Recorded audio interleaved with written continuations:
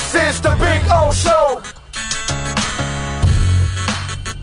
This is the Big O Show. I'm like everyone else. I keep getting these teases about Victor Oladipo and Markieff Morris, and you think you're tantalizingly close.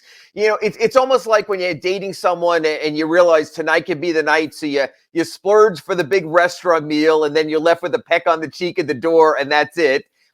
Every time they take another step, you're going, okay, this is it. This is it. I call my editors, my desk. This could be the day. And then Eric Spoelstra says after practice, yeah, not quite yet against the Knicks tonight. But, oh, it's coming. And when that happens, the roster questions you and I have been going over for weeks, I think will all come so much closer to resolution because you add Victor Oladipo, you add Markieff Morris to the mix that's already successful, you go to an entire another level. Yeah, no, I'm with you, especially with the depth. It'll definitely add. Markieff will add a little. I mean, it's. I'm not sitting here getting all excited that much about Markieff. It's nice. It adds a little depth. I think the real intrigue comes with Oladipo because again, we don't know who he's going to be, if he's going to resemble the guy that of a few years ago. I did like that, in reading the stuff that you guys are covering, I love that they're going through the process now of him beating up his body every day and see how he reacts to it. And is he fine the next day and those kind of things.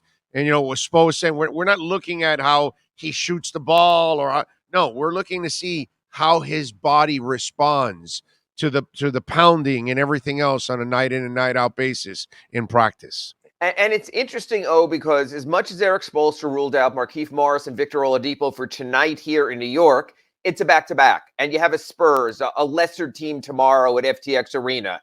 And do you want to play the Kyle Lowrys, the PJ Tucker, your older players in back-to-backs at this point of the season? Because, as I think some famous show has once quoted, winter is coming. And when you look at the schedule next week, you have the Bulls at home on Monday, at Milwaukee on Wednesday, at Brooklyn on Thursday, home to the 76ers on Saturday. You have big seeding games coming up. Matter of fact, I'm almost curious, would Eric Spoelstra throw one or both of those guys into the fire of ultimate huge seeding games? The Bulls won last night. I watched the end of that game. DeMar DeRozan against Atlanta was terrific. So Chicago's in first place now. The Heat are in second place. The Bulls aren't going anywhere. The Bulls with DeRozan and Lonzo Ball and Alex Caruso and Nikola Vucevic, they're there to stay. They're real. Monday's game is going to be huge. Then you get to Wednesday's game against Milwaukee, another seeding game.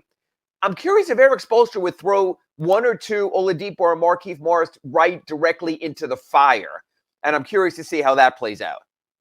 Yeah, and by the way, no Caleb and no Tyler today too, right?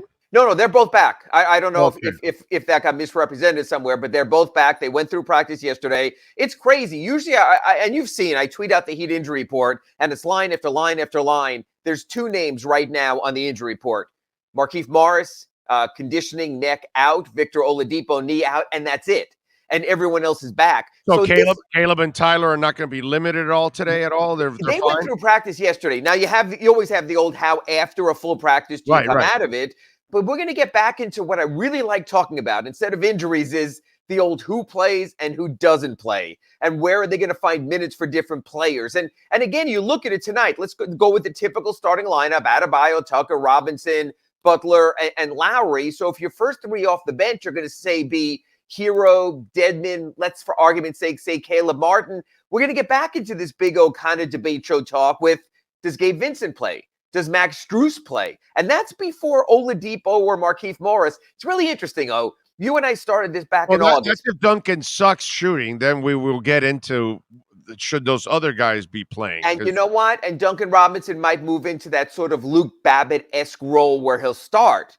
But 5 or 6 minutes in, if he's not a factor, he'll start the first half, he'll start the second half, you'll rotate other guys in. But right now, I just gave you a rotation possibly for tonight, top 8, where Gabe Vincent and Max Strus don't play at all, and that's without Morris, and that's without Oladipo. So I think, thankfully, we're finally going to get back to the fun stuff, the juicy bits, debating on our twice a week here, Accurate Pembroke Pines reports about who plays or not on our Slomin's home security. Inside the Paint show for a full hour on Wednesdays. All of a sudden, we're getting back to player debates. The one thing I know is Pat Riley hates injury talk, and we seem to finally be moving past injury talk. It could be incredible. You could have everyone available. Yeah, listen, for me, I don't mind when we talk about who doesn't play.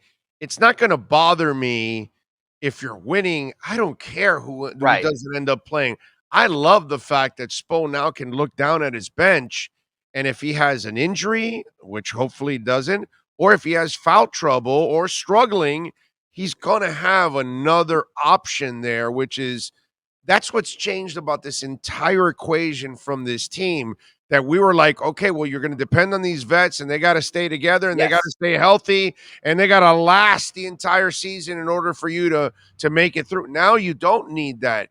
Now if somebody's struggling or somebody's dealing with an injury, there's an incredibly capable body or two to actually help you out. That's crazy. And now it's anybody and anyone. And as you talked about with me also, now you can go to your defensive lineup. Okay, you're up 6, 90 seconds to go. All those blown leads this year. Now you have nothing but defenders on the floor. Good to see you, Tyler. Good to see you, Duncan, but we'll catch you next game. Get out there, Vic. Get out there, Caleb Martin. Get out there, PJ Tucker. On the other hand, you're down 9 with 2 minutes to go, and you have to get the threes. Get out there, Tyler Hero. Get out there, Max Strus. You go in that direction also. You're going to have a lot of chess pieces to play with.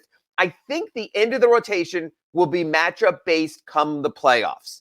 And I think then you'll be able to say, okay, we need defenders here. We're going to spend 18 fouls on James Harden. All of you guys roll out there, but don't let him get up for a 3. Don't let him get to the rim. That's where it gets interesting. So it's just really fun to watch.